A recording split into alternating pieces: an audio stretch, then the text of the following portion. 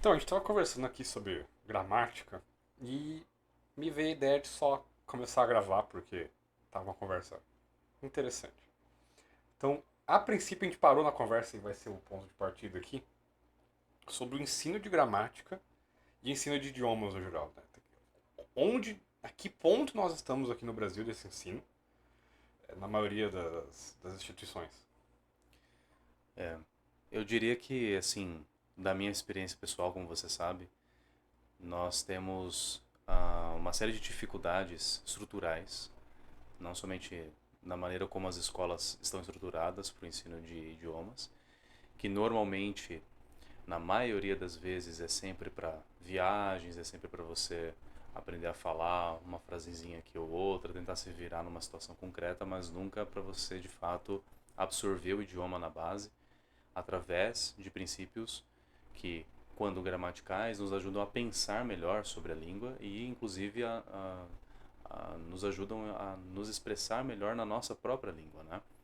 Porque, como você sabe, ah, é muito característico quando a gente estuda inglês, francês, grego, latim, de maneira um pouco mais gramatical, nós temos uma certa tendência a comparar essa gramática com aquilo que nós temos na nossa própria língua, o que eventualmente acaba nos ajudando a nos expressar melhor, a construir melhores frases, a construir melhores textos e eventualmente ter uma expressão cada vez mais robusta. Então eu acho que na base a primeira coisa é a perca deste elemento, a perca da reflexão consciente acerca dos elementos da língua. E eu Uhum, acho que isso é uma das partes mais graves. sim. Até que ponto você acha que é importante você saber a gramática da sua língua ou de outras línguas para ensino de idioma? Eu vou dar dois exemplos, um pró e um contra, né? Para fazer aqui uma disputa.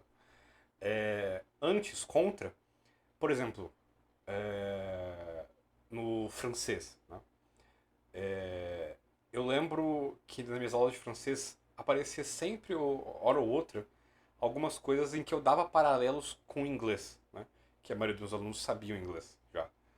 E por vezes isso gerava problemas. Eu não consigo pensar agora um exemplo,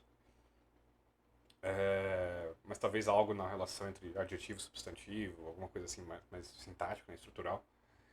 É, Mas, em contrário, no latim eu vejo o exato oposto, né? Em que eu tenho uma aula própria de gramática do português, igual nós fazemos em grego, né? Nós começamos o grego com uma aula de gramática do português, para depois passar para o grego. Eu Uhum. faço isso no latim de maneira bem profunda. São 3 aulas de gramática de português. É, e os resultados são muito bons. Né? E eu acho que é um caminho necessário para aprender latim, embora a maioria assim, dos cursos que nós temos na internet não façam isso. Né? O curso do Rafael Falcon não faz isso, Escola Clássica não faz isso. O curso do William Tomazini, que ele fazia na. Esqueci o nome da instituição dele. No Angélico, eu acho. Não faz isso, mas me parece muito bom. Então, assim, como você acha que se coordena essas coisas? Olha, o ponto negativo de se ensinar gramática hoje, desde o início de um curso, por exemplo, é que muitas pessoas não têm contato com a gramática mais, né? Desde das escolas, por exemplo. E se tem, é um contato muito temerário, não é nada profundo, sempre muito raso e superficial. Então, de fato, isso existe. Porém, é necessário sempre passar pelo processo difícil, né? O início de uma coisa sempre é difícil. Quando, por exemplo, a gente vai para academia, quando a gente vai fazer alguma coisa super nova, é necessário que a gente passe por aquele sofrimento inicial, aquela dificuldade inicial, para que a gente de fato consiga alcançar melhores e maiores níveis. O estudo de línguas estrangeiras, o estudo da nossa gramática também é assim. No início sempre vai ser mais complicado, porque nós saímos do escopo da simples fala, daquilo que nós absorvemos dos nossos pais, da comunidade, da cultura e da história da nossa própria língua, e passamos a refletir conscientemente sobre conceitos acerca das coisas que nós utilizamos e Uhum. falamos. Por exemplo, quando eu faço uma frase qualquer, eu estou fazendo uso de um sujeito, às vezes estou fazendo uso de um verbo, às vezes estou fazendo uso de um adjetivo, um advérbio. E quando você começa a pensar sobre esses conceitos, e começa a refletir sobre a maneira como você está construindo a frase, ou mesmo como alguém construiu a frase ao seu redor, você se torna uma pessoa mais atenta à linguagem, mais atenta à sua expressão. Se você está falando as coisas da maneira como você gostaria de ter dito, da maneira como você gostaria de ter convencido uma outra pessoa, e nós só temos a ganhar. Então eu acho que há mais pontos positivos do que negativos na Vamos pensar em prática, né? casos concretos, porque assim, as línguas são tão diferentes uma da outra. Vamos pensar em casos concretos. Eu acho que a gente pode agrupar aqui em um grupo línguas relativamente fáceis de aprender, como e que você tem experiência no ensino, como inglês, francês e espanhol. Sim. E vamos pegar essas línguas assim, o quanto você acha que é importante a gramática para elas. Para depois a gente comparar com outras línguas, como por exemplo o alemão, o grego, por aí vai, né? Uhum. O russo. É. Então vamos começar com esse primeiro grupo. Eu acho que, embora o espanhol seja uma língua muito parecida com a língua portuguesa, por conta dos critérios históricos de relação com o latim, por exemplo, por se tratar também de uma língua românica, ou latina, né?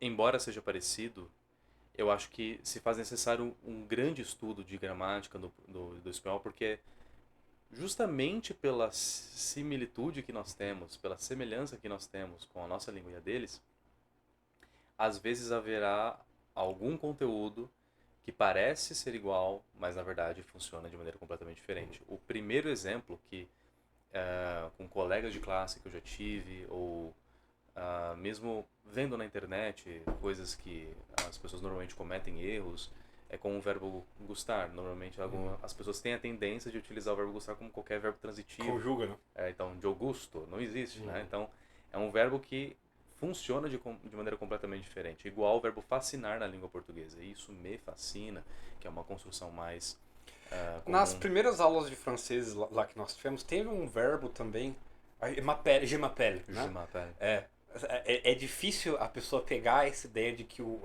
da reflexividade do verbo, né? Sim, o verbo se chamar, né? Você Aham. chama a si mesmo Sim. pelo seu próprio nome. Aham. Exato.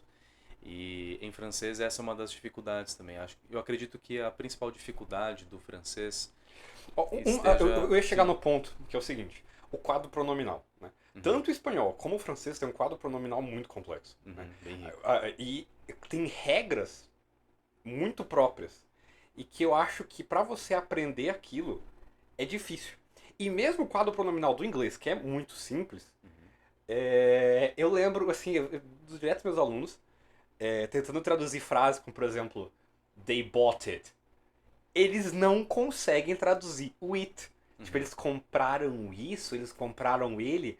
É óbvio que é eles o compraram. Só uhum. que eles não têm isso no arcabouço lexical deles. Exato. Essa é uma das dificuldades que a gente encontra principalmente no inglês, porque é a língua mais comum, De ensinada e simples. Uhum. aprendida hoje.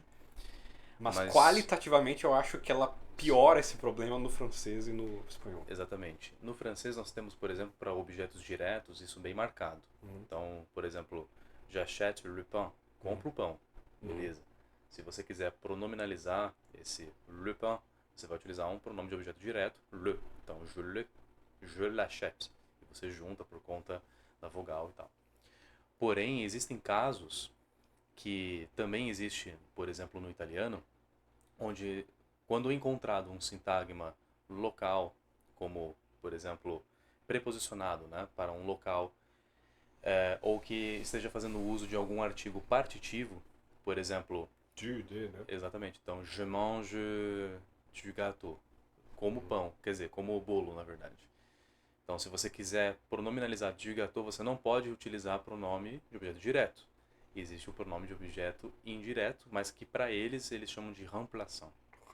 Então, por exemplo, Jean n'achète, eu compro isso. Mas é difícil também de traduzir como isso. Na verdade, nem se pode traduzir como isso, né? Uhum. É tipo, eu o compro seria a melhor opção. Em italiano também, da mesma forma. Então, eu acredito que assim, sem uma boa base de pronomes, por exemplo, como você estava comentando, de fato, que é basilar. É uma das primeiras coisas. Você abre qualquer gramática de qualquer autor, normalmente sempre começa lá, do ponto de vista da morfologia, fora as pontuações, né? Você vai ver lá, pronomes.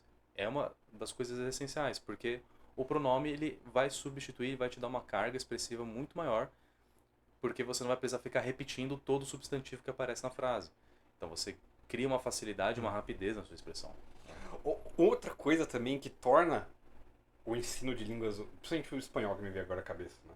Por exemplo, o quadro pronominal do espanhol, onde tem o, por exemplo, se lo comprou, onde nós temos algo semelhante no português, só que é algo tão castiço, tão culto, que mesmo pessoas estudadas não conhecem. Que é tipo, comprou-se-lhe. Né? Ou, por exemplo, comprou-mo, que é a aglutinação do comprou-me, pra mim, mais o pronome objeto direto. Né? Sim. Eu me recordo, eu não sei qual gramática, uma gramática muito antiga, de 1964, 65.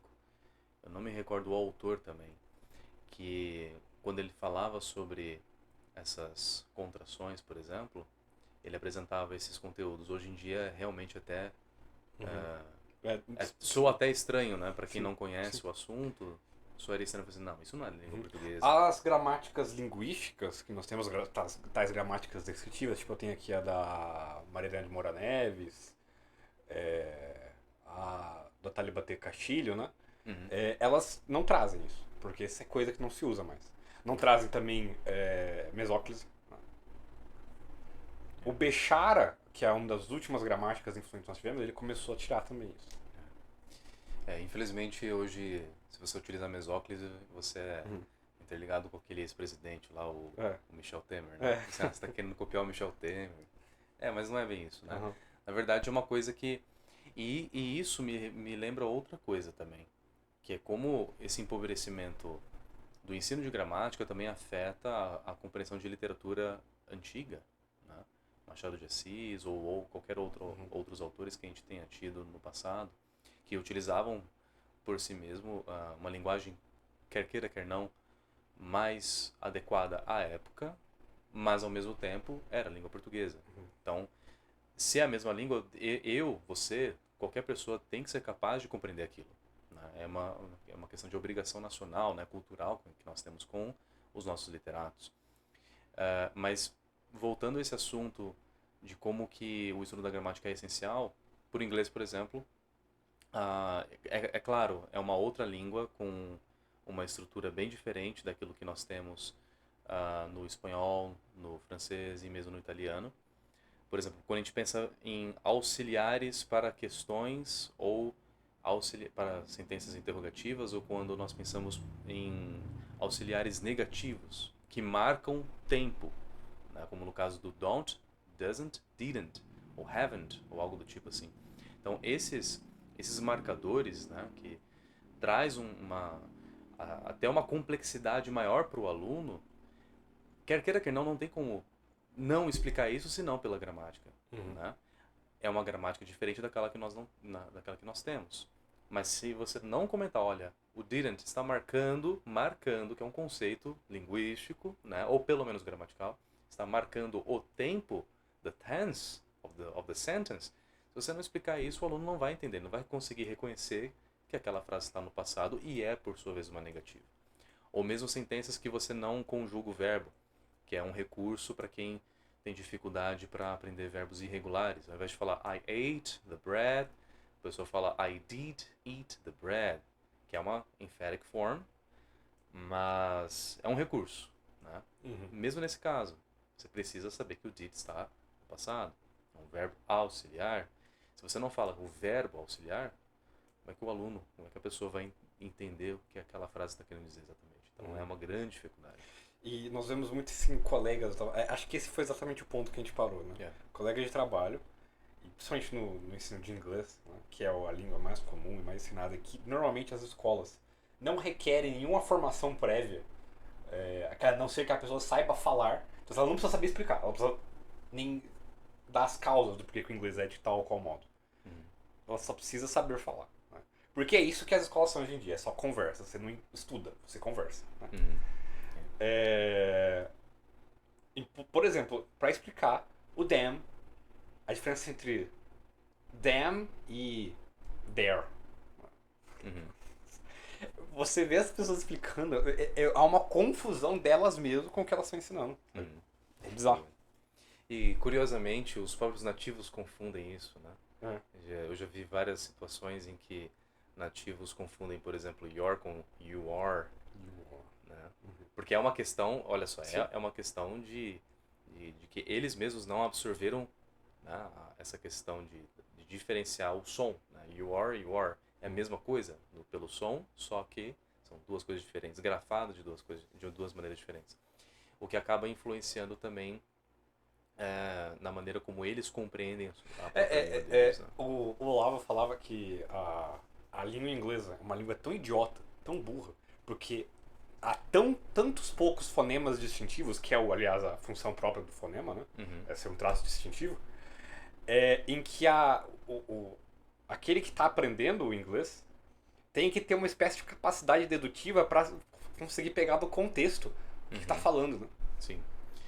Essa é E uma aliás, eu acabei de ver a dificuldade. cabeça, assim, o número de alunos falando assim, pô, mas e essas duas palavras que é igualzinha? Tem que Sim. ver pelo contexto, né? Tipo, É. é algo tão recorrente, tão Pois é. recorrente. Pois é. Existe esse recurso do contexto, mas também existe aquilo que a gente chama de uma simples reflexão.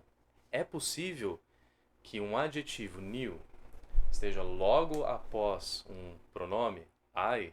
Não é possível. Então, se você falar ou ouvir I knew, é porque esse new não é um adjetivo, é um verbo know no passado, né, no simple past. Então, assim, simples reflexões, né? Então, claro, o contexto vai dizer, e normalmente é o que nós falamos, né? Assim, olha, é o contexto. Porém, eu acho que é preciso sempre dar essas habilidades, né? Você, olha, analisa bem a frase. Uhum. É possível que É uma isso capacidade faça dedutiva, né? sentido? Exato. Por exemplo, these e these, no plural, né? Uhum. Ué, mas professor, é só igualzinho. Pô, a diferença é que no outro tem um S na frente, entendeu? É, exato. Exato. Eu me recordo principalmente desses exemplos. O there, pronome e demonstrativo, né? Aham. Sim, exatamente. Ou, ou mesmo construções que aí não dependem tanto necessariamente do som, mas que já vão para repetições que para nós talvez soaria estranho. Por exemplo, is there a car there? Tem um carro ali? Como que é aquela Né? construção do francês que aquele dia a gente riu bastante, tipo, tontar, tontar. Você lembra? Ah, Tinha um sim, negócio bem tom, engraçado. tom, tom, o seu titio. Sim, tá, a sua titia, que é o diminutivo, é. Esse já é inclusive encarado como esses tongue twisters, né? Aham. Quando a gente ensina o francês. Mas existe assim, e o francês, a pronúncia dele é tão específica que existirão momentos onde a compreensão da frase de fato será pelo contexto. Mas, novamente, a reflexão ajuda muito. Pela escrita é muito mais compreensível do que pelo som, eu diria. Né? O francês é uma língua que a escrita ela é inclusive muito parecida com o inglês em larga medida por conta das palavras, a influência histórica, mas a sintaxe ela acaba, digamos, nos ajudando um pouquinho, principalmente em sentenças declarativas mais simples, né? Sem inversão, aquela coisa toda que acontece por conta de línguas germânicas. Eu acho interessante. Certo, aí beleza, a gente falou bastante dessas línguas mais simples. E qual que é a importância da gramática no estudo de, por exemplo, alemão, russo, grego? Essas não tem como. Não tem como. Estudar alemão, Você já grego, tentou dar aula de alemão sem fazer referência de. já, e deu tudo errado. Deu tudo errado. A pessoa pode até acreditar que tá falando, mas não dá certo. Ela não tá com o teu linguistic awareness, né? Não dá, exato. Explica um pouquinho o que é um caso, que é uma, aliás, todas as línguas que nós estamos falando agora são línguas de caso. Explica um pouquinho o que é um caso. O caso, ele, em primeiro lugar, nós poderíamos fazer uma distinção entre morfologia e sintaxe, mas no geral esses casos eles dizem respeito à morfologia, mas que afeta de algum modo a sintaxe. Porque uma palavra, por exemplo, a palavra o café, em alemão, vai ser, por exemplo, der Kaffee, o café. E essa é a palavra que aparece no dicionário, que também chamamos de nominativo, porque normalmente esse artigo, der, que vai indicar, por exemplo, que este café é o sujeito da frase. Por exemplo, der Kaffee ist gut, der Kaffee ist schlecht, ou algo do tipo assim, o café é bom, o café é mau, o café é ruim, e assim por diante. Então, esse é um elemento, por exemplo, que indica o caso. Porém, assim como em outras línguas flexivas, como no caso do grego, do russo, do latim principalmente do latim, você encontra uma mudança no artigo, no caso do alemão e no caso do grego, e às vezes, no caso do alemão, também na palavra, de acordo com como aquela palavra se comporta na frase. Russo não tem artigo, né? Russo não tem artigo, igual ao latim. O russo, porém, ele tem um caso preposicional que vai indicar que a próxima palavra também terá uma outra Você terminação. lembra um pouco de hebraico como funciona? O hebraico, ele não funciona exatamente dessa maneira. Ele tem algumas outras características, mas ele já não tem exatamente caso, assim, da mesma forma. Por se tratar de uma língua semítica, né? As línguas semíticas, elas são... o pouco que eu poderia dizer é que, pelo fato de não ter essas desinências, ela funciona de maneira um pouco diferente. O verbo normalmente vai para o final da frase também. São construções um pouco diferentes mesmo. Mas voltando ao caso do alemão, então cada palavra ela vai ter, por exemplo, uma função sintática de acordo com o seu caso morfológico. Então eu dei o exemplo de der Kaffee, se for den Kaffee é porque é objeto direto. E mesmo que ele esteja no início da frase, ele continua sendo objeto direto. Então eu posso falar, por exemplo, den Kaffee trinke ich, o café bebo eu. Ou, por exemplo, den Kaffee trinkt der Mann. Então, o café bebe o homem. Só que nessa tradução, eu não estou acompanhando o elemento morfológico, sintático, inclusive semântico, que está por detrás dessa construção. Simplesmente analisando o artigo, eu já conseguiria deduzir que é o café, que é o homem que está bebendo o café e não o contrário. Isso no latim é perfeitamente também possível. Né? É que, inclusive, torna difícil, principalmente a leitura de oradores e escritores um pouco mais consagrados, né? Tirando a escolástica é bem fácil de você ler. Mas lá, Santo Agostinho, Cícero, que é um inferno de ler, poesia latina, um inferno de ler também, porque são estruturas muito complexas e longas, que você tem o sujeito aqui, aí o objeto direto lá do outro lado, e o verbo antes. Tipo, cara, é zoado demais. É zoado demais. Sim. O latim eu não poderia dizer muito, porque, como você sabe, eu ainda não tenho um bom contato. Mas eu já ouvi falar que até os elementos, digamos, porque em grego existe muito isso, né? Que o primeiro termo a ser colocado lá no início da frase é o termo estilisticamente mais importante. Né? Porém, parece que é o foco. Porém, parece que em latim você pode também reagrupar os elementos internos, digamos assim, imagina o colchete, né, da frase. Então tem o verbo lá no final da frase, o sujeito está ali na frente, ou algo diferente. Mas você também pode reagrupar qualquer coisa ali, né? Agora vamos entrar para uma parte de linguística mais hard. Né? Porque, sabe o Lucien Tesnier? Né? Oui. Ele criou a gramática de dependências durante uma prova de latim. Ele estava aplicando a prova de latim para os alunos. E ele começou a perceber que o estudo por sintagmas fechados de agrupamentos sintagmáticos, não funciona com o latim. Inclusive, até eu posso achar aqui rapidão, eu vou cortar.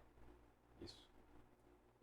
É exatamente a prova que ele fez. Pô, cadê meu óculos? Então tá. Não tem a frase inteira desse cara.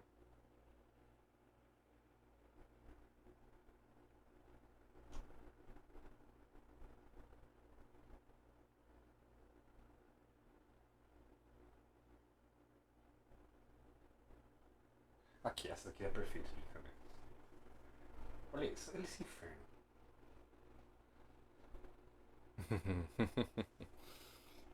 Isso aqui é de uma palestra do GEL sobre latim segundo uma sintaxe funcional. Ó, vamos ver. Epoderoxis e Deus sumo loconatus adulecens et summe domi potentiae, et umna viridomarus pare etate et gratia se genere dispare, quem Caesar ab Tiviciaco sibi traditum ex humili loco ad summam dignitate perduxerat, in equitum numero convenerant nominatim ab eo evocati. Então, beleza. Como que o latim funciona? Como eu expliquei, como você pode jogar as coisas para tudo que é lado, vamos ter que achar aqui o ponto de partida. Calma. Cadê? Beleza, aqui.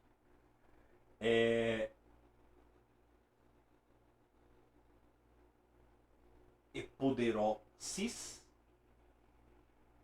é determinado por edus, né?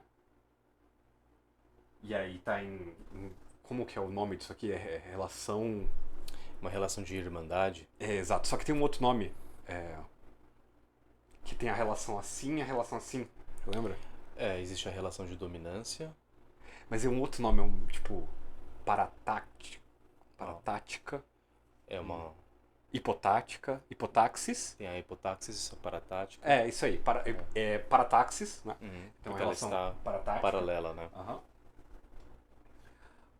Aí, isso vem, ou seja, é selecionado pelo verbo ionurerant, que seleciona, portanto, tanto o sujeito como o modo no número, né? E ele seleciona dois sujeitos, né? Um sujeito composto. É que começa a loucura. O que esse sujeito composto está fazendo? Né? Ele evoca esse sinalzinho aqui é um sinal que ele criou próprio para pronomes. Eu confesso que eu não lembro exatamente o que significa. Olha ele aqui de novo. Né? Aqui de novo. Enfim, aqui você percebe a loucura que é o latim. Né? Sim. Aqui de novo. Putz, cara, esse aqui é um... A rigor, a relação de dependência pro Tessian, ela é dela que emana a gramática. E eu acho que pro latim funciona. Então, assim, vamos pensar do ponto de vista de uma gramática, tipo a gerativista, né? Como que funcionaria a representação dessas realidades? Porque, veja, vamos supor que, pegar um caso aqui, exatamente, pra gente ver. E que uma coisa foi pro outro lado da frase. Aqui, por exemplo, você tem esse verbo que está selecionando isso aqui. Onde está ele aqui?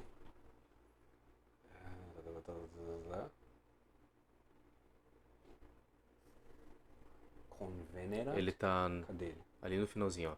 Inequitum numero convenerant. Ou seja, olha onde ele está e ele seleciona isso aqui. Sim. Como você representa isso? Entendeu? Em sintaxe gerativa, essa representação eu acredito que seria relativamente mais simples, porque procuraria, por exemplo, conservar não a ordem sintagmática, como aí também eu imagino que também não queira ser conservado, ordem linear. Porém, nós começaríamos a representação como base o próprio verbo. Então, o verbo ele teria o seu núcleo. A partir do núcleo dele, nós teríamos um argumento interno como sendo o complemento.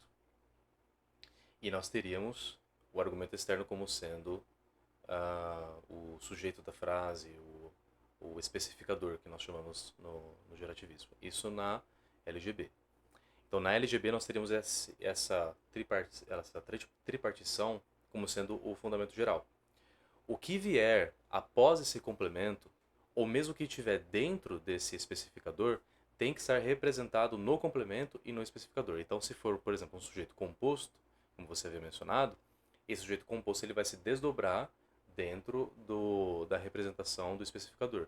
Os complementos, por mais que tenham um ou dois ou mais complementos ali, se for em função do verbo, ele vai estar dentro da árvore desse complemento. Se não for, se for um adjunto, por exemplo, esse adjunto tem que subir em cima do especificador do IP e a partir dali ser selecionado. Isso na Deep Structure. Na Surface Structure, os movimentos eu nem consigo imaginar como seriam os movimentos para chegar numa representação fonética disso. Uhum. Realmente, não consigo imaginar. Seriam muito complexos.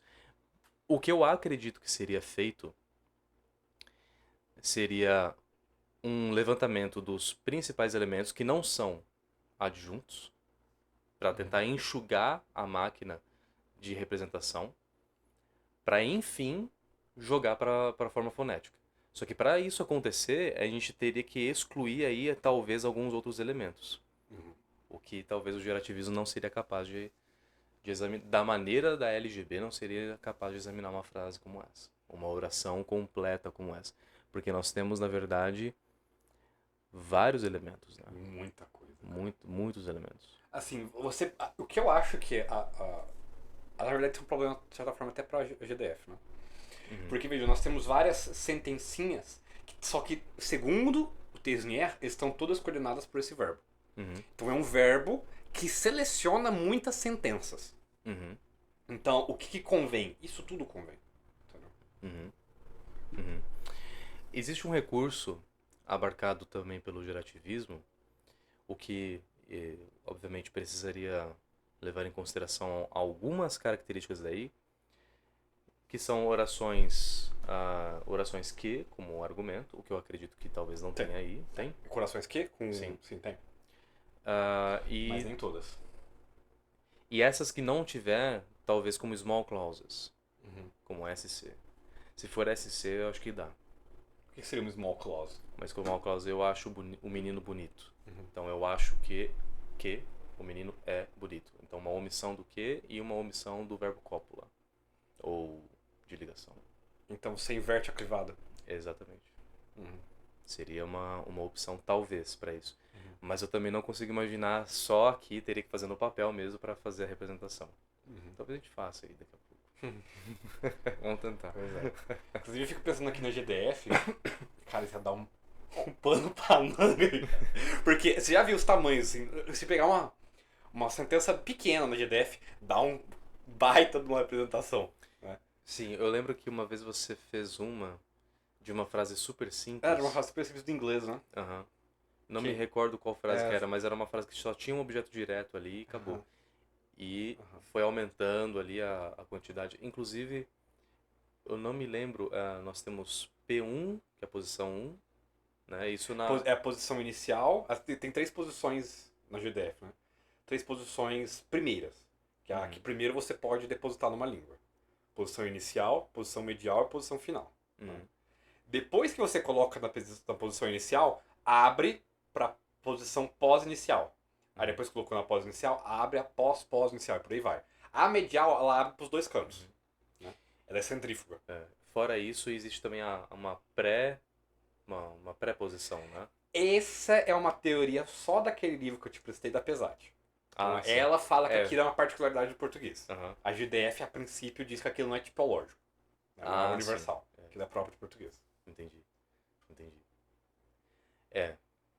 Inclusive, esse é um dos grandes pontos de uma teoria linguística, né? Uhum.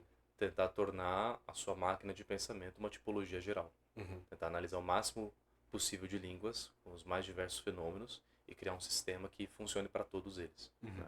Foi o objetivo do gerativismo, do minimalismo, que é a última corrente, né?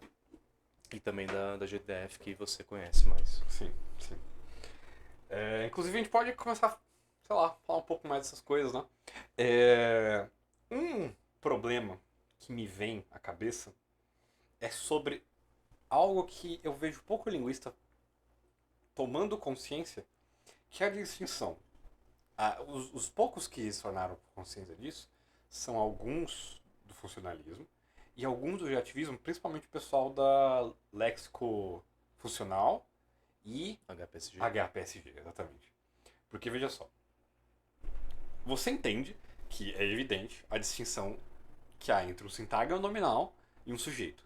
Uhum. Até porque o sintagma nominal ele não precisa ser um sujeito, ele pode ser um objeto, por exemplo. Uhum. Né? Sim. Isso, até onde eu sei, é definido como projeção mínima e projeção máxima. Do sintagma? É. Também tem o núcleo. Então, núcleo, sintagma, do núcleo do sintagma nós temos a projeção intermediária e máxima, que vai abarcar algum outro elemento. Tá. Então, como você representaria, por exemplo, que esse sintagma nominal é um sujeito e aquele outro é um objeto? Você tá entendendo Sim, o problema? sim. Que é a falta da semântica, a falta de papéis temáticos. Uhum. Sozinho a sintaxe de fato não consegue atingir esse plano somente a partir do nível do sintagma. Né? Porque ele não diz respeito Então, lhe exatamente, parece né? que sujeito e predicado, por exemplo, e até, de certa forma, objeto, são não sintáticos. Eu acredito que precisam ser sintáticos, mas eles não podem ser explicados pelo nível puramente formal de seleção. Então, seleção argumental, ela diz respeito somente ao que está ao redor dele, mas não diz respeito a papéis temáticos, digamos Porque, assim. assim, me parece que por exemplo, o que um verbo seleciona são sintagmas, Hum, não funções. As funções são exercidas por esses sintagmas. hum. Sim. A resposta que dá o gerativismo, ele toma. Porque você conhece um pouco da história, em determinados momentos isso se tornou um grande problema pro gerativismo. Desde da publicação do Synthetic Structures até os principais desenvolvimentos da LGB. Quando chega na LGB, isso já tem como pressuposto o seguinte, de que é no léxico. Então, por exemplo, na seleção do merge, quando você tem o léxico, por exemplo, casa, você já tem as suas possibilidades semânticas possíveis. Então você tem a S seleção e a C seleção. A S seleção de casa é de que ela pode ser semanticamente sujeito ou semanticamente um objeto. Do ponto de vista da estrutura da gramática gerativa, a palavra casa pode ser isso. Mas ela não pode ser, por exemplo, não pode se misturar com outra categoria que eles aceitam como lexical, mas outras teorias funcionalistas não, que é a preposição. Para o gerativismo, a preposição é o léxico. Porque ela abarca determinadas C seleções ou S seleções também. Então, são teorias diferentes. Sim. Mas É. é interessante ver como eles No, resolvem. pro GDF, e que isso também é um debate com outras teorias do funcionalismo, a preposição pode ou ser gramatical ou não. De que forma a gente sabe disso? Por aquilo que a gente chama na GDF de operador. Então, se ela for um núcleo de alguma camada da formulação, você se lembra, a formulação é o processo das duas primeiras camadas, né? Níveis. Sim, que é o representacional e interpessoal. interpessoal. Né?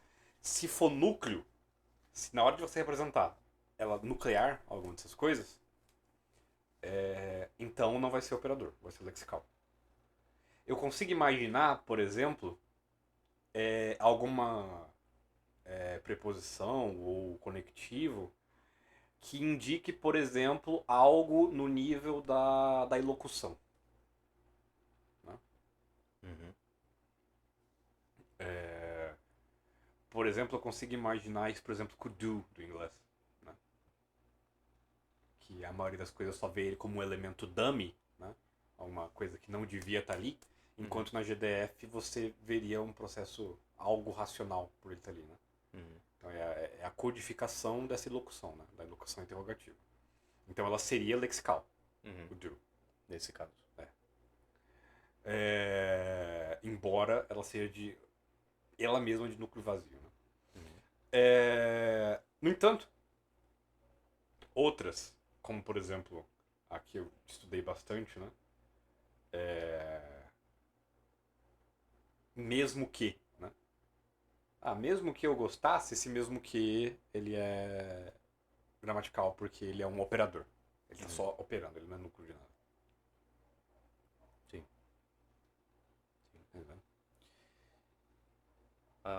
Como você sabe, a teoria que eu mais tenho conhecimento é o gerativismo, provavelmente. Eu acredito que, no caso do Drill, não sei o que o gerativismo diria sobre mesmo que. Talvez tentaria responder também pelos critérios transformacionais. Mas a resposta transformacional é a que provavelmente se daria para o do. Inclusive é o que aparece lá no texto inicial, né? De que você tem uma estrutura sintática base, então uma base sentence, uma base phrase, que seria, por exemplo, I like to eat bread. Então, eu gosto de comer pão. Então, essa é a estrutura sintagmática base. A transformação possível dela poderia ser, por exemplo, do you like to eat bread? Ou I don't like to eat bread. São transformações. Explica um pouco sobre as transformações. A princípio, a transformação em syntactic structures era uma que dizia a respeito na modulação de sentenças interrogativas e negativas. Porém, com o tempo, ela acaba tomando espaço na LGB para explicar como que uma sentença base, de acordo com as suas seleções em níveis sintagmáticos, poderia atingir uma forma superficial e depois uma forma fonética. Vou dar um exemplo? Um exemplo, nós teríamos nesse exemplo que nós estamos conversando aqui do latim, como representar, por exemplo, o verbo. Então, nós teríamos o núcleo do verbo, depois as suas seleções, como complemento, como... Essas seleções, digamos, canônicas, né? Exato. Que é aquela... a árvore sintagmática que todo mundo conhece ali. Né? Porém, esses elementos, eles não apareceriam em forma pronunciável. Ninguém falaria aquela frase daquela maneira. Então, o que aconteceria é que naquela estrutura de deep structure, de estrutura profunda na LGB, precisaria ser respeitado alguns princípios, como, por exemplo, um princípio temático, deveria ser representado também um princípio argumental, qual é a posição daquela frase, quais são as posições de argumentos. E tudo aquilo seria depois transformado, ou seja, teriam movimentos do complemento, caso esse complemento, por exemplo, fosse substituído por um WH, por exemplo, I like to eat, I eat bread, para simplificar. Então seria representado I eat present, né, para marcar o tempo, bread, na representação mais simples possível. Substituindo bread por um what, ele não viria no final, diferente da língua portuguesa que pode. I eat what. Então esse what na surface structure iria para cima, iria ser encabeçado lá pelo núcleo do CP, para ser um complementizer phrase. Então isso é um exemplo de transformação, então, assim, da mais simples possível. possível. O que ela queria representar algum movimento cognitivo de como frases simples se tornam frases mais complexas. Basicamente sim. Mas depois, conforme os estudos foram avançando, aí depois até mesmo pós-LGB, foi começando a ser estudado outros fenômenos da linguagem, outros fenômenos que aconteciam não somente no inglês, mas em outras línguas, e foi necessário fazer algumas outras alterações. Então, por exemplo, esse critério de transformação, de deep structure, surface structure, hoje em dia ninguém mais aceita, ninguém do gerativismo estuda isso. Eles estudam outras formações, né? Até recentemente, não recentemente, faz uns 2, 3 anos já, aquele professor Maxiliano Guimarães falou assim, eu até ia tirar um tempo aqui dessa palestra para falar o porquê que deep structure e surface structure não existem. Então, essas transformações em níveis não existem de fato. E isso já é uma compreensão do gerativismo. Mas devem existir transformações porque esses movimentos podem existir em determinadas línguas. Por exemplo, em português você pode fazer a mesma coisa. Você pode falar assim, você come o quê? Ou o que você come? As duas posições são possíveis. E porque a escolha de uma a outra é uma coisa que o gerativismo está buscando uma resposta, mas eu particularmente ainda não vi. Talvez a GDF já até tenha alguma coisa. Não, aí, sim, né? do ponto de vista funcionalista chega até a ser idiota. Como ele está buscando ainda, não é tão evidente? Do ponto de vista formal é difícil explicar, mas do ponto de vista funcional é óbvio, né? Sim, interessante. Eu lembro até hoje quando eu fui lá na palestra do pessoal da GDF, né, os holandeses, e eu perguntei algo sobre transformações, não lembro bem a minha pergunta agora. Acho que era bem sobre esse foi o meu interesse, né? Da distinção entre ordens de dependência e ordens constituintes, né? Sim. E aí eu lembro que o Daniel Garcia Velasco, né, um dos nomes mais proeminentes da GDF mundial, respondeu pra mim, olha, não faz sentido a sua pergunta em GDF. Não existem transformações. Uhum. Ele falou exatamente, não existem transformações? Isso é uma coisa que eu acho que é a principal diferença, né? De qualquer. ah, Mesmo dentro do formalismo, né? A HPSG, por exemplo, não trabalha com formações. Ela é uma Constraint-Based Theory. Então, ela trabalha somente com o critério de seleção. E ela se satisfaz com o critério de seleção semântico até, lexical e sintático. E ela representa em forma de Recentemente, arquitetura. eu fui lá no evento do GESF e eu tive muito contato com a gramática cognitiva e gramática de construções, que é um tipo de gramática cognitiva. E eu achei muito legal o tipo de raciocínio que eles fazem para chegar às conclusões dele. Como, por exemplo, na GDF, nós, para chegarmos às conclusões que nós chegamos, temos alguns princípios funcionalistas gerais, alguns princípios psicológicos gerais. Uhum. Eles partem de princípios cognitivos, que são diferentes de princípios psicológicos, são diferentes de princípios pragmáticos, de princípios tipológicos, que é o próprio da GDF. Uhum. Aliás, a GDF ela tem exatamente esses três princípios, que eu até te mostrei na minha palestra, né? Sim. O pragmático, o tipológico e o psicológico. Não tem cognitivo.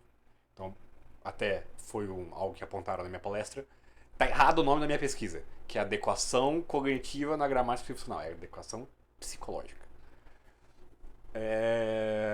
Beleza. O que então são processos cognitivos? São experiências cognitivas gerais, não só linguísticas. Por exemplo,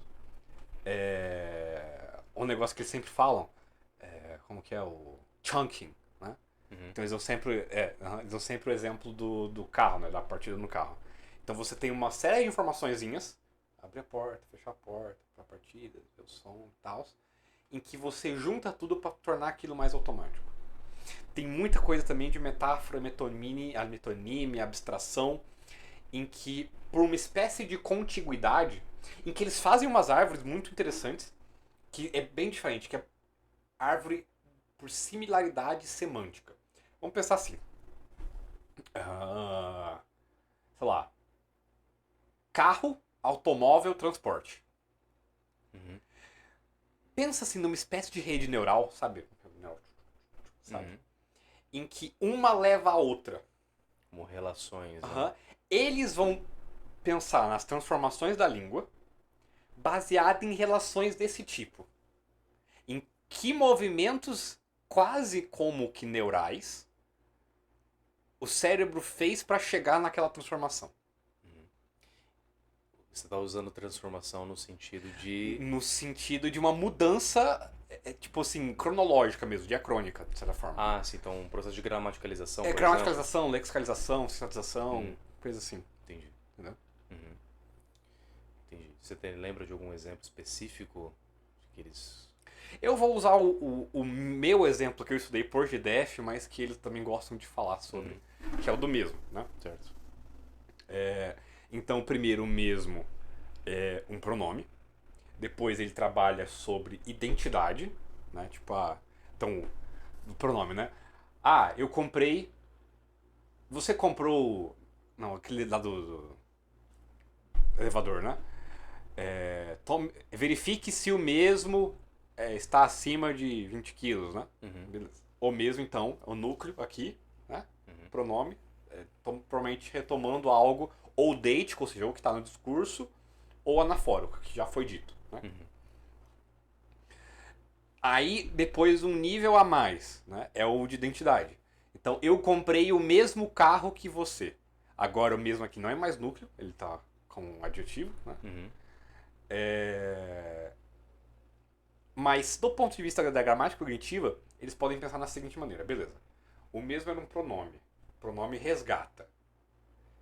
Se ele resgata, assim, você pode pensar que o cérebro, por essas questões de similaridade e tudo, tem algum processo cognitivo que ative, sabe, faça o link entre esses dois neurônios, sabe?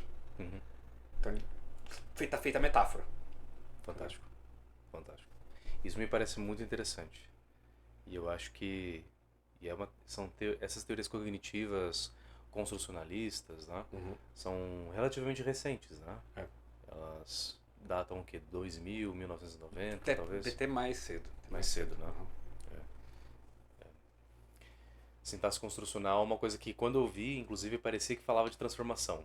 Uhum. Porque mostrava lá onde aparecia um WH, por exemplo. Uhum. É. Ou então de pronomes anafóricos, né?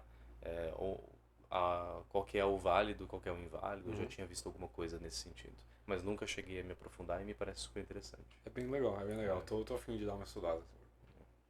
Quem sabe? Uhum. Muito bom. Que outros temas linguísticos a gente pode jogar aqui pra mesa? Porque tá acabando. Tem os temas suínos, né? Não. Pronome neutro e tal, mas acho que nem vale a pena, Não né? vale a pena, não vale a Esses pena. Então, agora vamos. Se a gente tá falando de linguística até agora, vamos descer o pau no linguística um pouco. Vamos. Tá bom. É. Gramática, no sentido normativo, artístico, versus linguística. Vai descer o ponto. Primeiro eu vou falar de uma experiência pessoal que você já conhece, Hum. que eu me decepcionei muito com teorias linguísticas formais.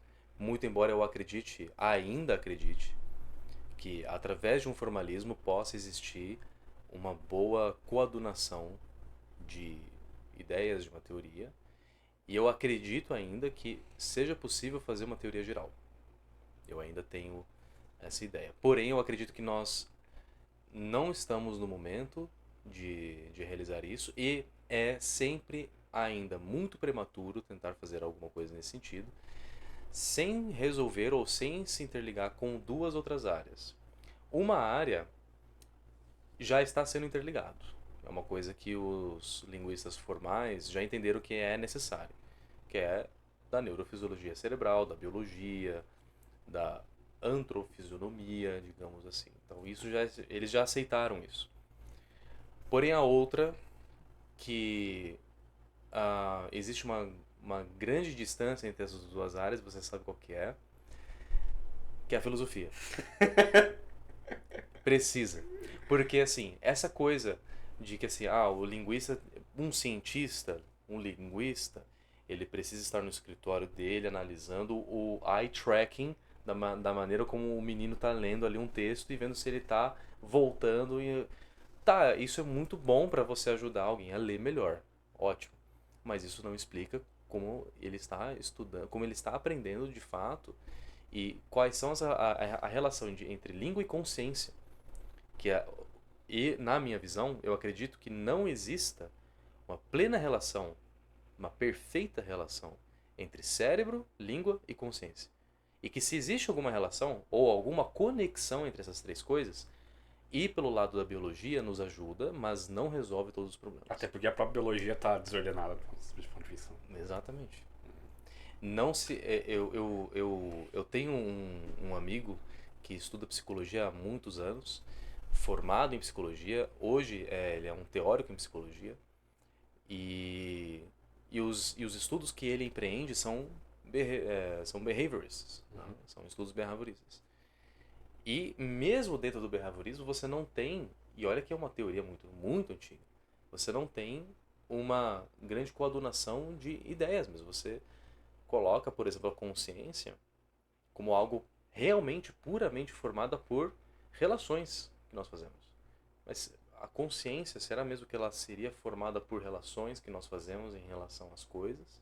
E, portanto, a linguagem também ela é formada por simples relações? Como é que isso funciona? É difícil. Assim, pra quem não sabe, acho que ninguém sabe, na verdade. Só alguns sabem. Há algum tempo atrás, eu estava começando a fazer um livro sobre uma história da linguística, mas de uma maneira um pouco diferente. Não só contar a história da linguística, mas mostrar o caminho errado que ela tomou. Ela era uma ciência que poderia... Na verdade, ela nunca seria ciência.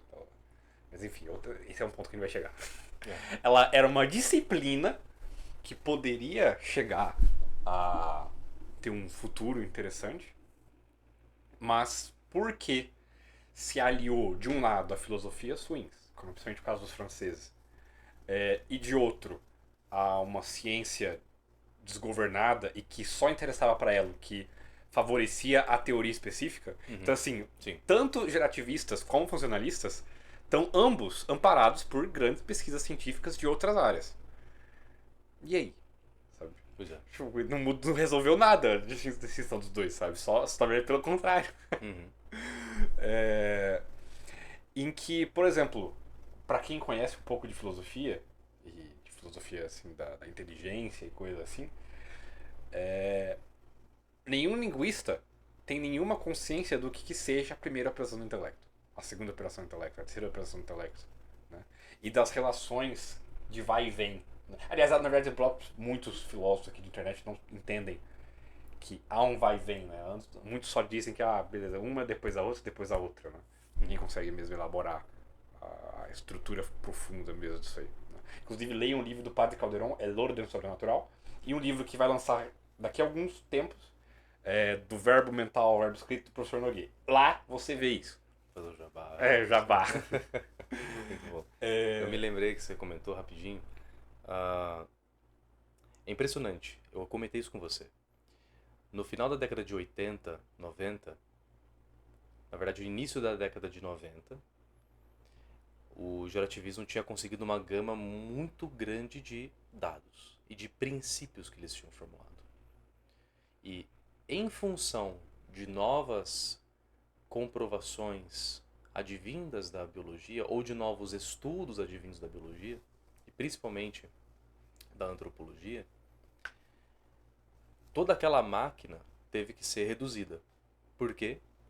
Porque havia se colocado a questão de que se o ser humano ele é capaz de falar da maneira como ele fala, e a língua se complexionou dessa forma, como que deve ter sido os primeiros seres humanos, do ponto de vista evolucionista, aquela coisa toda, como que deve ter sido essas pequenas e primeiras comunidades de seres humanos e como elas devem ter falado? Será que elas falavam já, ou pensavam já com tamanha complexidade sintática, porque para o gerativismo pensamento e fala é tudo sintaxe, e será que eles já tinham essa complexidade? Então, como é óbvio que não, no sentido de que não é possível que um primeiro ser humano já tivesse a capacidade de fazer um ato recursivo e ficar falando que toda hora, ou qual, no qual, para o qual, não tinha essa complexidade, então a teoria mais óbvia é: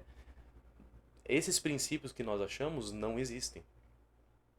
Então nós temos que reduzir a máquina ao máximo e deixar o mais simples possível. Merge. Exato, merge. Então tudo virou merge. All we need is merge, lá dos Beatles, né? Então tudo virou uma coisa só e uma única coisa, que é mergir. Mergir não é a melhor tradução, mas, né, colocar uma coisa com a outra. Então, se esse é o elemento básico da formação de uma frase, da formação de uma fala, ou mesmo para seguir o mesmo caminho de um pensamento, me parece que de fato a complexidade não existe. Mas como explicar depois a complexidade que vem a existir depois? Que ela se torna... que é impossível você sair de uma simplicidade dessa para simplesmente criar uma complexidade. E por que criar essa complexidade, sendo que o simples é o preferível? Sim. Né? Então existem questões que se colocou uma questão importante pro formalismo, mas que para tentar responder renegou-se princípios que eu acredito que eram já muito importantes e hoje quase não se faz minimalismo. Né? Os próximos estudos aqui ainda estão falando, por exemplo, de tipologia, tentando comparar línguas diferentes, como no caso do Richard Kane, que faz um trabalho interessante, mas são processos e processos de desenvolvimento linguístico, científico, que não me parecem que estão buscando os corretos princípios, né? Tá simplesmente tentando concordar com o departamento do lado aqui da universidade, né? Se eles acharam isso, vamos ter que mudar tudo aqui, gente. Não dá. E aí não dá, você não consegue chegar em lugar nenhum. Será que a teoria atual é a correta, então? Ou será que daqui 10 anos vai mudar? Inclusive, isso... vendo os vídeos do Dr. Romulo, né? Acho que as pessoas aqui devem conhecer o Dr. Romulo, falando sobre o problema da explicação ad hoc no evolucionismo. Né? assim, beleza. Tá suposto de que a seleção natural consegue criar espécies e por aí vai, né? Ora, se eu sei que eu tive essa espécie no tempo X e uma outra espécie no tempo X mais um, eu tenho que criar uma explicação como que uma veio a outra. Uhum. Me parece que assim, 90, assim, depois que o Rômulo começou a falar disso, cara, 99% das explicações linguísticas caem nesse exato problema. Em que uma não, você não tá provando nada. Uhum. Você só tá, tipo, criando umas elucubrações fantásticas e alguns modelinhos para explicar o que você já acreditava. Uhum. Tipo assim, os princípios que o gerativismo acumulou, e partes também dos princípios da GDF, de quase toda teoria linguística, são princípios que não existiam no começo da teoria, mas que foram sendo criados porque os dados novos, se não se criasse eles, as teorias simplesmente explodiria. Uhum. Né? É. E na medida em que agora, beleza, esses princípios se fossilizaram e se tornaram a própria teoria nova, né? E surge mais dados novos, então o que sobra é só a fantasia. Né?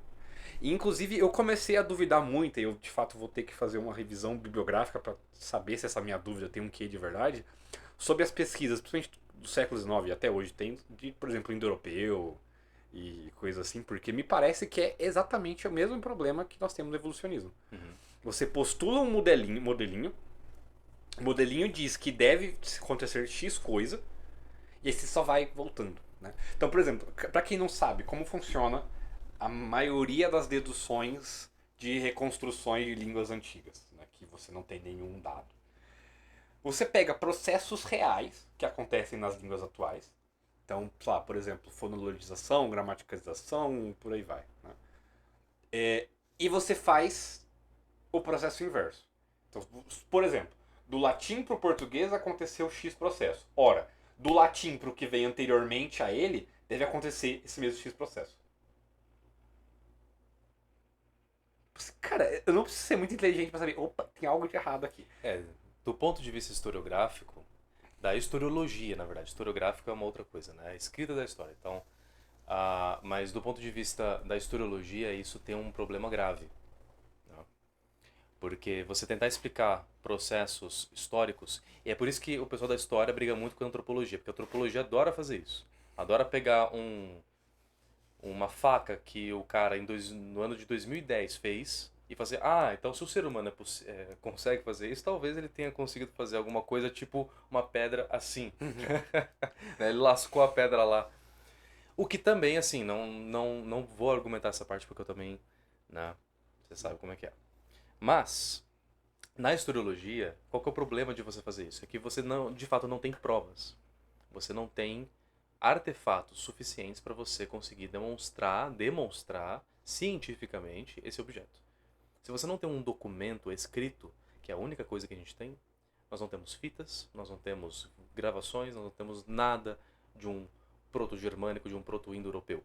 Nós não temos absolutamente nada senão resquícios de outras línguas, que teoricamente teriam ali algum grau de parentesco. É possível, por exemplo, no sânscrito tem patra, depois no latim pater, Sim.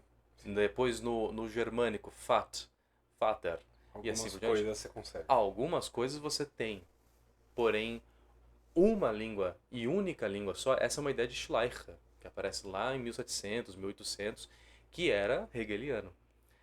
Inclusive, uma das ideias que hoje é absurdo, que ele postulava na época para contrariar o Humboldt, que era a língua energeia, né? Aham.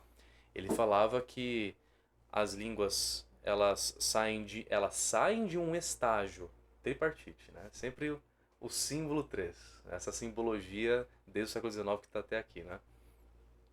Que tem outras origens, a gente sabe. Mas saía de um nível sonoro do tipo sintético, que você encontra em línguas do tipo japonesa, do tipo chinês, mandarim e tal. Depois vai para um nível analítico e depois para um nível flexível. Então, essa ideia ela depois de um tempo ela foi completamente abolida, né? Hoje não se aceita mais isso, porque sabe que não existe isso. Isso é provavelmente positivista, né? Muito positivista. Então estava em germe ali, né? Inclusive o nascimento da linguística no século XIX, né? Que foi, quer queira, quer não, muito contaminada por essas ideias, né? Tentativas de reconstrução de uma língua originária, tudo mais, que é um grande mistério e que, para citar Fögling, né? Não há senão o nosso único dever não é senão amar o mistério, respeitar que o mistério existe e aceitar que no momento nós não temos essas ferramentas e nós humanamente talvez nunca vamos a ter. É aí que tá, a gente tem a revelação que nos ajuda alguma coisa, né? E o Nogueira, ele diz que a razão mostra que é muito conveniente que tenha ocorrido algumas coisas, né? Então, primeiro ele começa falando do Crátulo de Platão, em que já no Crátulo se falava da origem divina da língua. Em que com isso você explica o problema do merge. Então, assim, como tudo diz que o princípio tem que ser muito simples, mas então por que passou do complexo? Simples, nunca existiu simples. Pelo contrário, a primeira língua talvez foi a mais rica de todas. Né? Mas então como você explica que você perdeu tudo? Né? Houve, então, uma queda, né? Que inclusive, teologicamente, a gente chama de terceira queda, que é a queda da Babel. Né? Em que... Vou fazer um pouco de método socrático aqui. Para que serve uma língua? Comunicação. Comunicação. Só que nós sabemos muito bem, principalmente como linguistas, que quanto mais você fala, mais a língua tende a mudar, não é isso? Então, peraí. A língua tem, por causa final, ou seja, a razão dela existir, comunicação. Mas quanto mais eu uso dela, mais ela se afasta da sua causa final. Então ela parece ser uma das poucas coisas no mundo que quanto mais eu uso, mais ela não faz isso. Né? Assim, como que surgiram novas línguas? Ou seja, como que se impediu comunicação entre povos? Eles usando a língua. Por que o espanhol é diferente do português? Porque as pessoas usaram tanto aquela língua que vinha antes, né, o galego, o românico, que virou duas coisas diferentes. Sim. Então, esse coisa que é quase antinatural, se explica porque em algum momento houve algum rompimento. E pela revelação nós sabemos que é Babel. Sim. Nós temos até em outras culturas representações semelhantes disso, né? Eu consigo me lembrar de 3 autores. O Rosenstock Huessy, da Origem da Linguagem. Ele fala que a origem está na fala formal. Então, talvez aí tenha alguma coisa de que essa complexidade, a formalidade da fala, que não se destina somente à comunicação, mas principalmente a expressar, a ordenar, então o imperativo tem um certo valor também na linguagem. Consigo também me recordar daquele autor que é pós-kantiano, agora não me lembro, escreveu Mito e Linguagem. Eu sei. Cara da escola de Marburgo. Ernst, esqueci o nome dele. Caraca, eu sei exatamente. Cassirer. Cassirer. Que ele fala um pouco da nomeação. Né? Por que o ser humano nomeia as coisas? E a explicação que você consegue deduzir dali é de que o ato de nomear é para tornar mais fácil a memória. Tornar mais inteligível. Né? Tornar mais inteligível. Então existe um certo até recurso de sobrevivência para o ser humano, né? Então existe assim uma questão basilar que é a comunicação, existe essa questão basilar também que é a na revelação você vê que se fala que Adão deu o nome às coisas que convinha a elas. Inclusive Platão fala que a língua divina, essa primeira língua, ela era mimético significante. Então, assim, por exemplo, algo que a gente vê hoje em poesia e talvez algumas línguas tipo inglês, por exemplo, knock, né? Knock é um verbo, tem flexão e tudo, mas que é exatamente o som de bater na porta. Platão dizia que toda língua era assim. Né? Em alemão também schlagen, então uma coisa um pouco mais forte, né? Sim. A onomatopeia que por si só já é perfeita definição de mimesis, né? Nesse sentido. Pois é. Então é isso, você torna a coisa mais inteligível do que ela já é. Né? Uhum. Sim. Perfeitamente. Muito louco, muito louco. É isso? E sobre... Não, vamos continuar Mais indo, um? continuar indo. É... A, a própria linguística, e aqui é eu que vou entrar bastante, você acha que ela é capaz de ser científica? Como uma ciência? Parece que a gente vai ter que passar por alguns pontos. Né? O que é ciência? Uhum. Porque, veja, a linguística desde o início, ela surge como esse ímpeto cientificista. Bom, até hoje nós fizemos ou filosofia, ou uma mera normatização, ou lógica. Essas três coisas são ou muito racionalistas ou arbitrárias. Tu vê o Saussure falando a rodo contra a gramática, falando que inclusive gramática pode até corromper a língua. Né? Ele é um advogado da fala. Né? Tudo bem. Então vamos entender um pouco o que é uma ciência. A ciência é o conhecimento certo, perfeito, atual, necessário por suas causas, diz Aristóteles. Né? Ao contrário das ciências, tem as artes. As artes é o reto-ordenamento da razão para um fim. Por exemplo, é uma ciência física.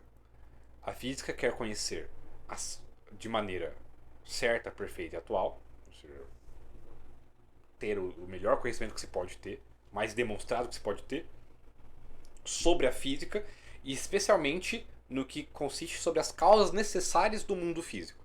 Né? Por isso que a física é sobretudo o estudo das quatro causas. Né? Sim. São as causas necessárias a tudo que nós temos no mundo natural. Por outro lado, na arte, nós temos, por exemplo, deixa eu pensar aqui, a música. Né?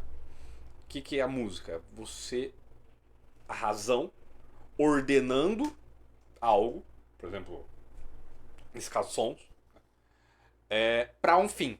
Que nesse caso é reproduzir, são dois fins a música tem, né?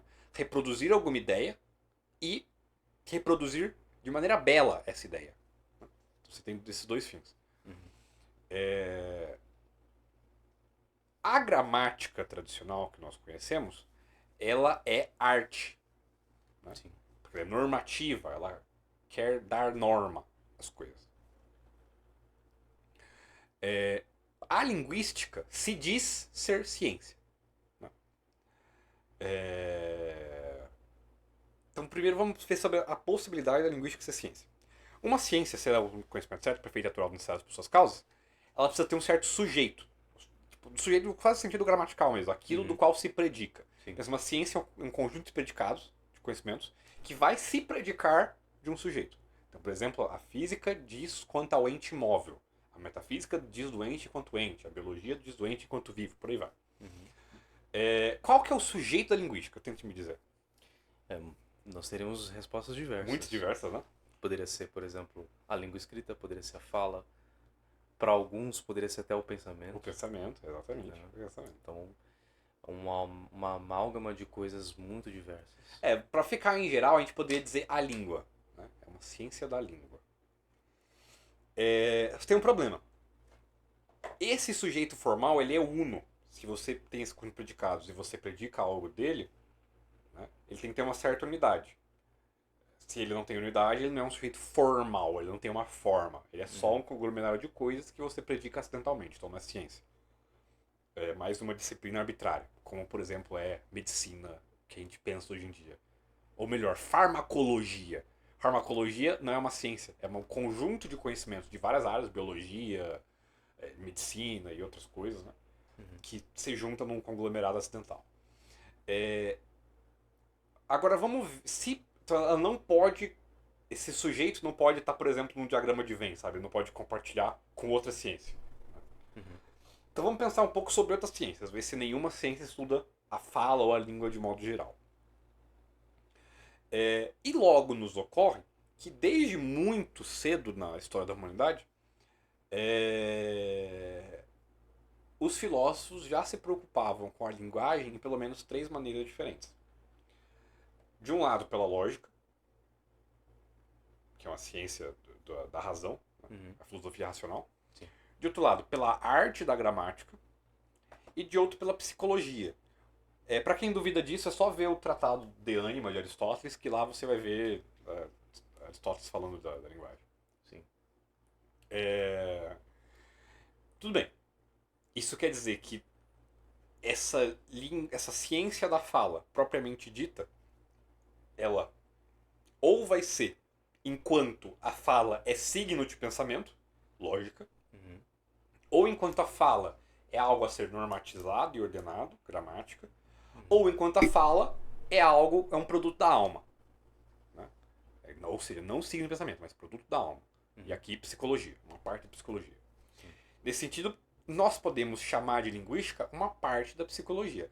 Mas logo vão dizer, mas não é isso que Saussure falava, né? Que Saussure falava que tem a psicologia, ela se divide em psicologia social, que se divide em semiologia, que se divide em linguística. Né? Então Saussure fala disso. Mas assim, beleza, ele disse, mas até que ponto isso é real? Depois que Saussure disse isso, quantas faculdades de psicologia passaram a estudar a fundo a linguagem? Poucas. Onde você começa a estudar a linguística? Em letras. Ou seja, o lugar em que você forma educadores. Que deveria ter sido mais para Gramática, literatura, crítica textual, essas coisas, não é? Um pouco mais. E ainda numa história mais recente. Não só isso não se vê nos departamentos universitários, né, como até no mundo político. Quem que está tomando decisões hoje para fazer as mudanças da linguagem, como por exemplo a nossa última NGB, né? Pois é. Nomenclatura Gramatical Brasileira. Linguistas ou gramáticos tradicionais? Linguistas. Né? Então, o que esses linguistas estão fazendo? Estão normatizando a língua. Que é exatamente aquilo que eles nasceram para ser contra. Exato. No princípio. Né? Inclusive é o que eles sempre foram contra, né? A base e até hoje são contra, só que quando aparece a oportunidade eles vão lá e... dane-se, né? Se eu posso substituir o gramático tradicional ali, deixa exato, comigo. É uma guerra cultural mesmo. Né? E mais, esses... Beleza, você dá a oportunidade de normatização para um linguista. Que linguística? Tu pega cada gramática descritiva que nós temos aqui, uma vai dizer algo assim substancialmente diferente da outra. Completamente diferente. E só um adendo, né? No formalismo, você encontra um grande flerte com a lógica. Né? E mesmo na GDF, pelo que eu vejo, existe um grande flerte com a lógica. É um certo flerte. Mas... nenhuma se reduz a ela. Mas nenhuma se reduz aos seus princípios. Né? Nenhuma procura talvez aceitar todos os princípios lógicos que você encontra em Aristóteles, por exemplo. Que aliás, nem a lógica hoje se quer fazer isso, mas isso é papo para outra conversa. Então, beleza. Então, parece então que a linguística não pode ser uma ciência una, senão que ela é parte da psicologia. E não basta dizer que Saussure tenha dito isso, ou que os linguistas admitem isso, se na prática ninguém age conforme isso. Né? É uma contradição performática. Né? Sim. Beleza. Agora, vamos do lado, porque parece, como uma crítica ao que a crítica pode surgir, que esse intento de uma linguística, de uma ciência da fala, é um pouco antigo. Que seja diferente da psicologia, diferente da lógica. Entre os estoicos, e principalmente no medievo, surgiu a escola dos modistas, ou gramática especulativa. Depois, lá para o racionalismo, surgiu a gramática universal, ou gramática de Port-Royal. Né? Depois Humboldt e outros. Né? E por fim culminou na linguística. Inclusive há um livro do Chomsky que é muito bom nesse sentido de falar da história, que eu sempre me esqueço o nome, que é Linguística Racional. Linguística Cartesiana. Linguística Cartesiana, isso aí. É muito bom dar a história desse processo. Desse processo. E esse é algo que eu tô para fazer uma pesquisa mais profunda, mas e que vai ser a primeira aula do meu curso de gramática, vai ser definir gramática, né? E eu vou refutar justamente, principalmente os medievais que dizem isso, mostrando que, primeiro, São Tomás sempre foi contra essa ideia, Uhum. e a modística, né, ela é uma iniciativa, sobretudo, nominalista. Embora não seja exclusivamente nominalista, né, mas Uhum. sobretudo. Eu consigo imaginar as relações. Sim. Porque, veja, se os universais não existem de fato, então o ponto alto da filosofia, que seria a metafísica, e você entender de fato as relações reais entre os universais e a participação e tudo, é uma relação linguística. Entendeu? E não pode ser, né? Não pode ser. Não Exato. pode ser. Acho que até por questões filosóficas primeiras não pode ser, né? Ah, essa, inclusive, é o que acaba depois modernamente se tornando em outros termos, em uma outra realidade filosófica, na grande briga entre, por exemplo, Heidegger e Wittgenstein. Né? Embora Que os dois em Heidegger, muito coaduvem. Né? exatamente, o Heidegger ele insiste que filosofia é metafísica. Né? Inclusive, was ist die Metaphysik, é o que ele diz. Né? Enquanto Wittgenstein, tudo são jogos de linguagem, tudo são apenas esquemas linguísticos que nós fazemos uso para uma expressão, inclusive para a ideia filosófica. Né? E essa segunda ideia, de uma maneira ou de outra, acaba culminando no que nós temos hoje do ponto de vista social, onde que tudo hoje é linguagem, sentimento, linguagem. É a semiologização da realidade. Semiologização da realidade, como dizem os marxistas. Pois é. Ai, ai. Mas realmente é isso que você diz. Claro, ainda há muito a se dizer, mas na prática, o nosso primeiro tema dessa conversa, que foi a gramática e sua importância em relação ao ensino, ela também é importante para que se estabeleça de fato o que de fato deve ser relacionado com a língua. Né?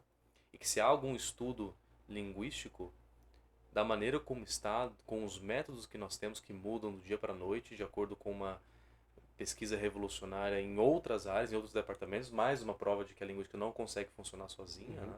Pelos seus próprios caminhos, devemos sempre voltar à gramática, né? Porque é a norma, é a ars gramática, é a maneira como nós estruturamos a nossa fala rumo à comunicação, que está sempre ad infinitum, né?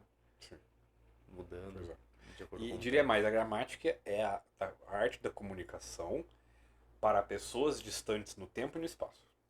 Porque a arte da comunicação que nós temos, da fala, que o Nogueira diz, que existe a arte da fala, mas ela é uma arte latente, virtual, que nós perdemos ela depois de Babel. Justamente pelo fato de que, por exemplo, quando alguém escreve uma gramática descritiva, no momento que você terminou, deu o ponto final nela, ela já está desatualizada. Entendeu? Sim, essa é uma tragédia. Então, assim, isso prova que os cristãos estão certos, sabe? Tá entendendo? Então, assim, essa arte da fala que nós temos para poder falar, do contrário, a gente não poderia falar. Então, existe uma retroordenação da razão aqui e agora para eu falar para alguém que está aqui agora, ao contrário da gramática, que é para falar alguém que não está aqui agora, são que está distante no tempo e no espaço. No entanto, ao contrário da gramática, essas ordens, essas ordenações da razão, são heraclitianas, digamos. Sabe? Elas... São fluidas, né? Exato. E devem ser, de certo modo, né? Porque existem... isso para... Claro, é um autor que eu não estudei tanto, mas ele diz um pouco disso.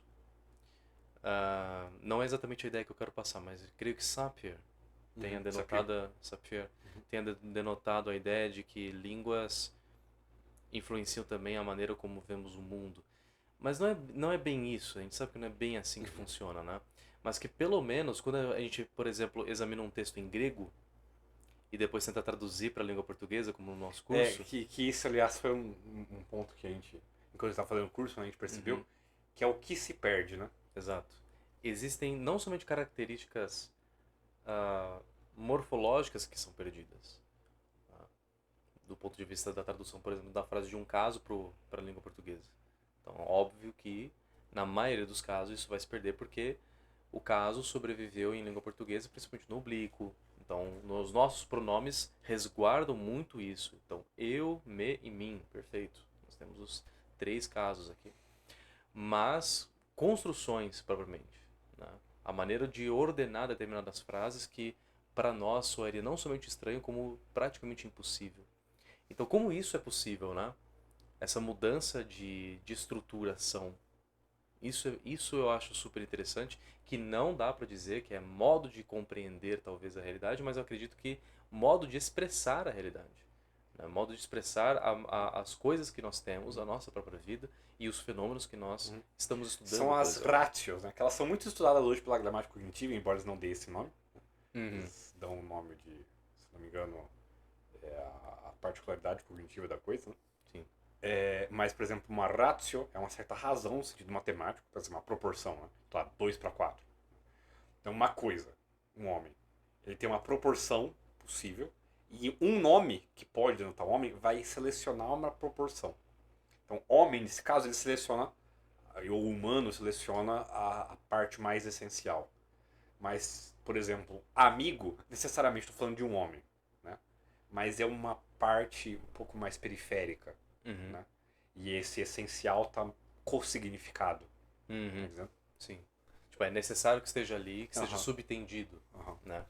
Essas pequenas nuances, eu creio que exista também de língua para língua, Sim, né? sim, é isso. Aham, Características de é língua isso. para língua, né? Existe um princípio na gramática cognitiva, que também nós já discutimos sobre, que é o da não sinonímia, né?